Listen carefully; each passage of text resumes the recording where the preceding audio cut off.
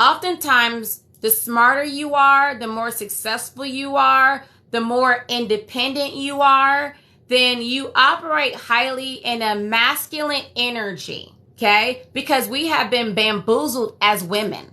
We've been taught that if we date like a man, act like a man, work like a man, think like a man, then we can have the success that men do. We can have the results that men get. And this is something that you're going to have to understand when it comes to dating. And I find this all the time over and over again. My client, she was highly in her masculine energy. Most of my clients are women that are the type A, they're executives, very successful in their jobs.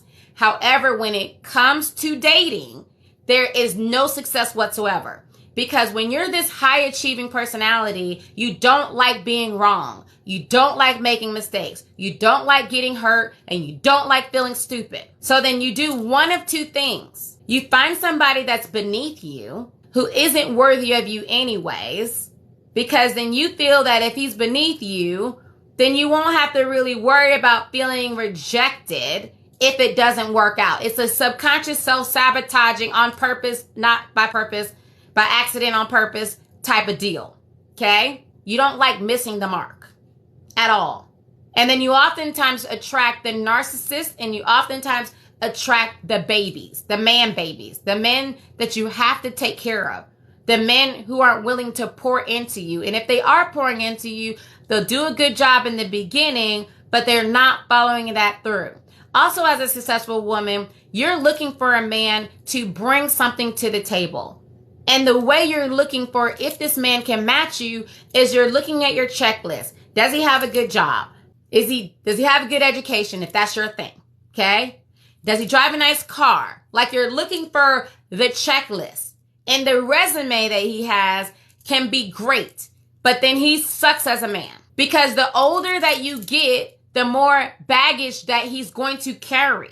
The older that you get, then the less likely the man is going to just be free and clear of being not jaded. The less likely you are, especially as smart as you are, that you're going to attract a man who has everything you want and isn't still suspicious. And these men have been out here with their degrees, with their money, with their success, and they have been learning the game. And they have been taking advantage of the fact that as women, we have been bamboozled.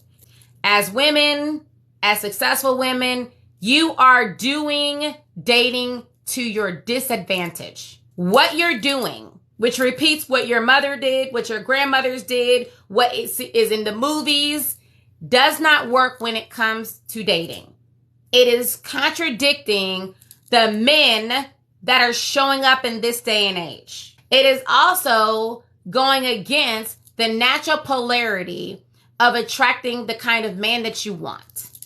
If you're a type A personality woman, if you're a woman who likes to make it happen, then you like to feel like you have some kind of control over your world. And when you enter dating, the way you enter the boardroom, you will always fail in the boardroom of relationships. Okay? What works in the boardroom does not work in the bedroom of relationships. You're gonna have to change your thinking. There is a science to attraction.